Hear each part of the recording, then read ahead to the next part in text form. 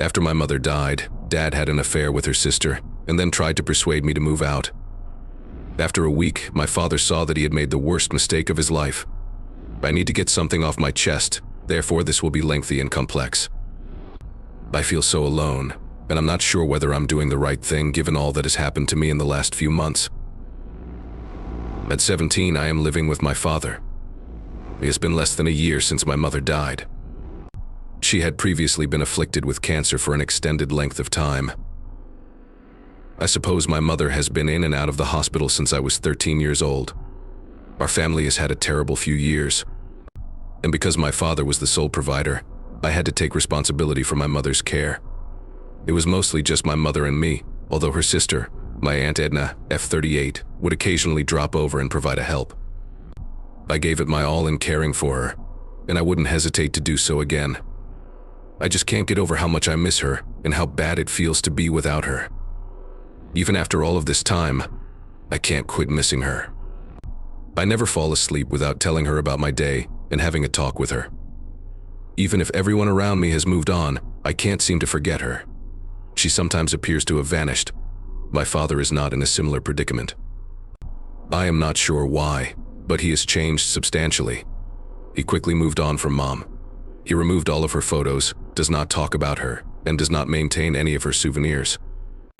I've seen them fall in love since I was a youngster, so I'm not sure why he feels this way now. We were the only three present. There was plenty of love and happiness in the house. Everything vanished unexpectedly when Mom became unwell. It felt as if Dad was waiting for her to die at the end, which I shouldn't be saying or feeling, but by the end he had become extremely furious and unpleasant.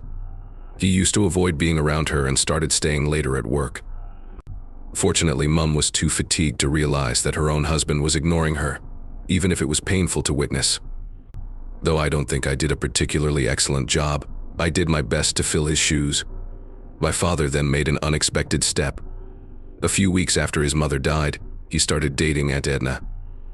I've never felt so duped and outraged in my life, and I doubt I ever will. How could he get over it so quickly? He'd been married to Mom for 20 years. How come he could just replace her with her own sister rather than any other person? It was disgusting. My father told me that, while he did not expect me to comprehend right now, it will come with time. For the time being, all I could do was accept his decision. I told him I detested him and would never accept his decision to reconnect with his late wife's sister. When I asked him how he was able to move on so quickly, he remained mute. He was defending himself by claiming that I would ultimately understand his point of view, but I had a furious disagreement with him during which I referred to him in nasty words. I told him that I hoped I never became a guy like him and that he was a disgusting piece of filth. Even though I intended to, I'm not sure if my words reached him. I wanted my grief to reach him. Mother would have been hurt. If she found out what was going on a few months after she died, she would be devastated. Everyone made me feel awful because I didn't support their relationship, which was nasty and unpleasant. Aunt Edna even made an effort to communicate with me, telling me that I should be delighted that this is happening in the family. At that point, I wanted to smack her. I told her that I didn't have to move on from our parting. She was talking about my mother, and I will never get over her death. I also stressed to Aunt Edna that just because she had played the role of mother in my father's life did not mean she had to in mine as well. She told me her objective was to start a new family, rather than replace someone. I told her I had no desire to establish a new family. My mother and father were my family, and I did not want to be a part of this new family if he had decided to begin a new one with her so rapidly and at the price of my mother's memories. They both tried multiple times to persuade me, but I remained unmoved. I used to hide in my room all the time and only come out to eat or go to school because it was so dreadful. My father tried to contact with me several times, but I always disregarded him, and he ultimately gave up. As a result, it looked like we were stranded at home. We kept to ourselves and did not say anything to one another. I know my father was hoping I'd give in so he could push me into accepting their relationship, but I rejected because it was poisonous and burdensome. This could not be tolerated by me, and I am aware that he did not need my permission to take any action. But I knew I couldn't accept anything like this, especially at this early stage. I was completely taken away by him since I felt this was the lowest he could go. My aunt and my father's new girlfriend moved into our home about a month and a half ago. My father and I had not reconciled by then. I had no notice, and he did not tell me what he was doing. One morning, I awoke to a lot of bustle and saw Aunt Edna moving boxes and baggage. I asked her what was going on, but she ran to her room without saying anything. When I went to confront my father about what was going on in the home, all he could say was, "Oh, so now you talk to me." I knew I couldn't hit him there, no matter how much I wanted to. It was horrible. Despite being aware of what was going on, I refused to accept it. This nasty lady wasn't satisfied with only seducing her mother's spouse. She needed to take control of her memories and her house right now. From that moment forward, I felt like someone was strangling me every second in the home. I couldn't stomach being around them. I had secretly relocated the majority of my mother's boxes into my room. That was the only comfort I had. I knew Aunt Edna would dispose of Mom's stuff as soon as she got her hands on them, if given the chance. She also tried to do it. When she inquired about the location of Mom's stuff, Dad frequently answered that I had them in my room. She has regularly sought to enter my room under various pretenses, but I refuse to let her in. She is in no way appropriate in the same room as my mother. I lock my room even when I go for school to keep her from entering and interfering with my possessions. I just want to get out of here. Everything changed 2 weeks ago when Rachel, Edna's daughter, F19, arrived home. Rachel and I now get along really well. We grew up spending a lot of time together because our ages are so close. I felt as if I had a sibling. However, when Mom became ill, I was mostly responsible for caring for her, which led Rachel and I to drift apart. Though we weren't as close as we previously were, we kept in touch. Edna also brought Rachel into the house 2 weeks earlier. I was happy to see her because I figured I'd finally have someone to talk to. But my father informed me that I'd have to spend a few days at a friend's house while they worked out a solution since there wasn't enough room in the house for 4. I gave him a stunned look. I asked him why he would let Rachel come here if there wasn't enough room in the house for 4 people, which there never was. He stated that we owed it to Rachel as family to support her because she was in trouble. I argued that, like my mother, I was part of his family. He sent us go without hesitation, and Edna seamlessly into his life. He stayed silent about it, but cautioned me that if I didn't stop being harsh and make compromises, he'd have to intervene. To be honest, I am no longer startled by anything this man does. He has sunk so low that I now expect him to be a nasty piece of rubbish. I had no self-consciousness concerns. In truth, I could have stayed at a few of friends' residences. My concern was about my mother's stuff. I was aware that Edna would try to take action once I was gone. It would be beyond my capacity to stop. Furthermore, my father does not care about me or his late wife enough to stop Aunt Edna. I merely stayed behind since I was so concerned about my mother's possessions. I headed to my room and closed the door.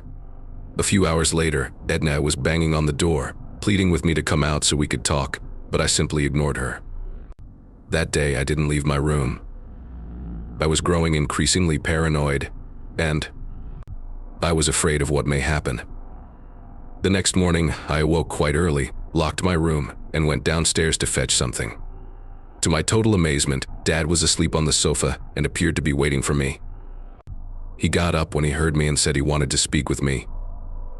I said I didn't want to talk to him. He interrupted my effort to dash back upstairs and fetch something from the refrigerator. I tried to get by him, but I couldn't. He was quite straightforward in informing me that they could no longer accommodate me and that I had 1 week to go, and that he would just quit doing it because he preferred Rachel over me and thought I was an obnoxious, ungrateful brat who didn't appreciate what he was doing for me.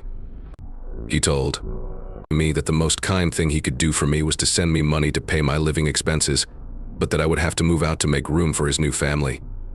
Tears streamed from my eyes. This person is not even acquainted to me. Before I realized my other father did not even regard me to be his child, I assumed I had only lost one parent. To him, I was just a person, or rather, a burden that he could disregard whenever he wanted. I was conscious of my powerlessness in his company. There was nothing I could do. Ultimately, this was his house. He was feeding and caring for me, and he owed me nothing, so I had to listen to what he said.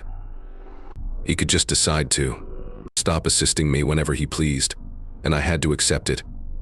He can also use the fact that I will soon turn 18 as reason. He is willing to protect and assist a 19-year-old Rachel but not his own child, which I know is prejudice and hypocrisy. I don't know what happened to him. Perhaps he was always this selfish and unpleasant person? To properly see him for who he is, calamity and grief were required. I walked back to my room and cried violently, without saying anything. My own living dad was abandoning me, and despite everything he'd done to me over the last few months, it still hurt. Even though we hadn't been speaking and I was beginning to believe that I wasn't important to him, I continued to hope that one day things would return to normal and we could resume our connection as father and son. That is clearly never going to happen, and I feel dumb for believing it was ever feasible. He didn't care what happened to me, nor did he love me. He couldn't care less about anything else as long as he was with Aunt Edna. I had no notion where I would go or how I would keep my mother's possessions. I couldn't part with any of my mother's stuff, even if I was willing to keep only 2 sets of clothes for myself. I can never let them go since they are the only pieces of her that I have left. A few hours later, there was a knock on the door. Rachel was on the other end, and I didn't want to open it. She said I should talk to Grandpa, and that she wanted to help. Please contact my mother's grandparents as soon as possible. Then she hid a message under my door. To be honest, I didn't think much of her. I thought she was a great person, but we hadn't interacted or bonded in years. Because she was ultimately her mother's daughter, she prioritized her mother over everyone else. I was thus skeptical. I had no alternative but to talk with my granddad. How much worse could things get than they were now? My grandfather, who lives in a faraway state, was called. I started crying over the phone as soon as I heard his voice. I addressed his inquiry about what was wrong by stringing together a few understandable sentences. It took me a bit to explain everything to him, and I told him Rachel had asked me to contact him. He expressed his delight in hearing from me and added that, for several months, he had been pleading with my father to persuade me to speak with him, but my father had insisted that I had no interest. He had wanted to call me, but my father had never given him my phone number, and he had misplaced it along with all of his contacts. He told me that I didn't have to worry since he would manage everything. He promised to stay in touch, and that I didn't have to worry about anything, but until he arrived I had to stay in the home and not leave. He stated that he will be flying down to my city as soon as feasible. I had to be extra cautious and not share this knowledge with anyone. He promised to attempt to be here by next week and to notify me if he couldn't. After speaking with him, I felt both relieved and terrified, and he made it plain that I was not to leave the house until he came. I feel light and glad to be able to communicate to an adult, knowing that he would take action to either get me out or make my father release.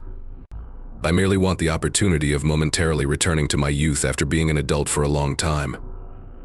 I was afraid since I had no clue what would happen at this moment. Even though grandfather has always been a cheery guy, the situation seemed serious. Though I am aware that he has lost his daughter, I do not believe he will defend me in front of his other daughter. Right now, everything appears to be in chaos, and all I can do is wait it out. All I can do is wait for him to arrive and bring me out of this mess that I've created in my life. First update: things have altered dramatically since then. It all makes complete sense now. Until grandfather arrived and took over, I had no idea why Dad was acting the way he was. Now that I know, I understand. Grandpa approached me about a week ago and requested to meet. He sent me the hotel location where he was staying.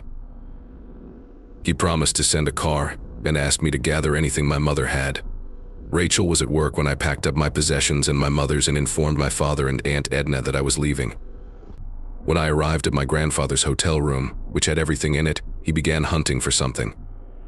Finally, he found what he was looking for: a document, but not just any paper. They were the docs for the house we currently live in. Then he told me what was truly going on. Grandpa gave Rachel and me homes as presents when we were born. They are extravagant, I know, but I discovered he is affluent. He indicated a wish to help us in some manner, and Dad bought us houses outright rather than saving money for university. Right now, the house where I've lived my entire life should be legally mine. But the difficulty was that, because Rachel and I were children, the house was technically under our mom's care until we became 18. I was unaware of this, and I do not blame my mother. I know she was ill, so she may have forgotten about it. It's a different question why Dad didn't say anything to me. In any event, we were supposed to receive the apartments when we reached the age of 18. Rachel's house was formally transferred into her name a year ago, just a few months after she turned 18. Aunt Edna and Rachel had lived in the same home. The difficulty with my house was that, because my mother died before I turned 18, my father, my other guardian, would temporarily possess it until I did. That is what the first plan was. Furthermore, Grandpa suspects Aunt Edna and Dad are planning to either steal the paperwork before I turn 18, preventing me from pursuing legal action, or to have the home formally moved into their names. Grandpa claims this is another reason Dad never told me about the house. Now everything is obvious. Why has Dad been aloof? Why has Aunt Edna appeared out of nowhere? And why have they continued to search through Mom's belongings? When I asked my grandfather about Rachel's residence, he claimed she kicked her mother out as soon as she found what she was up to. As a result, there was a significant distance between mother and daughter, and they haven't been able to communicate for several years. That seemed unusual to me since, if that was the case, why had she moved in with us? According to Grandpa, Rachel was more concerned about Aunt Edna moving in with Dad than about me. Grandpa and her had been in frequent contact, and they both agreed that I needed to be relocated out and that I needed to know the real truth. She had gone home for that reason, but no one had suspected her, so Aunt Edna felt she was trying to make amends. With a few months before reaching 18, I asked my grandfather what we could do. Grandpa then confessed to me that throughout her sickness, Mom began to suspect that Dad had intentions for the house. She felt her father was also having an affair, but she had no idea who it might be. I assume it had always been Aunt Edna. At that time, she called her grandfather and asked him to come over and assist her change the guardianship information for the house. Until I turn 18, my father is not the house's official caretaker. Mom had done it without his knowing. When the language of the paper changed, Grandpa was classified as the carer. That was the documentation he wanted, and my father had no idea such a document existed. He does not have guardianship of the house, thus all of his attempts to acquire possession of it are futile. Even though this isn't legalese, this is how my grandfather explained it to me, and I believe I understand it. In other words, Dad no longer has any right to remain in the house, and my grandfather will enforce this. He informed me that he had decided to live in the house with me until I was 18. He will also expel Dad and Aunt Edna because he is the current guardian. When he said that, I got scared. To be honest, I wouldn't know what to do with that kind of authority. I couldn't believe I had it over my father. I do not want to become engaged in legal issues, because I am still a young boy who has lost his mother and comes from a rough family. Grandpa now has the reins and I'll simply follow his directions. Whatever is going on has exhausted me, and all I want is some peace and quiet. Grandpa encouraged me not to worry and that I would follow his directions. I really hope these things go away on their own because I don't think I can stomach much more drama or misery. I just want to be let free because I'm completely broken. Update 2: We chatted with Aunt Edna and Dad.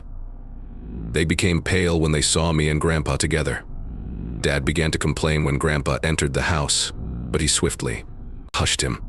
He was joined by his solicitor, and I could tell that both Dad and Aunt Edna were concerned. Grandpa wasted no time designating Dad as the property's custodian for the next several months. He was giving Dad a month's notice to leave the house since he wanted to live here. After several heated exchanges, my father stepped up and began yelling at Grandpa, claiming he lacked legal standing. My father's mouth fell when my grandfather handed him the new paperwork, which his mother had forged behind his back. Grandpa said that Mom had the right to change the nomination at any moment and had already done so. He said that this was a hoax, and that he did not believe it. Dad was basically forced to accept it. Dad and Aunt Edna were both stunned that this had actually happened. Rachel chuckled. She came to my side and hugged me for the first time, and she seemed to love the entire outburst. I hugged her back in gratitude for everything she had done for me. Aunt Edna grabbed Rachel's arm and smacked her across the face after seeing Rachel had gone around her back to help me.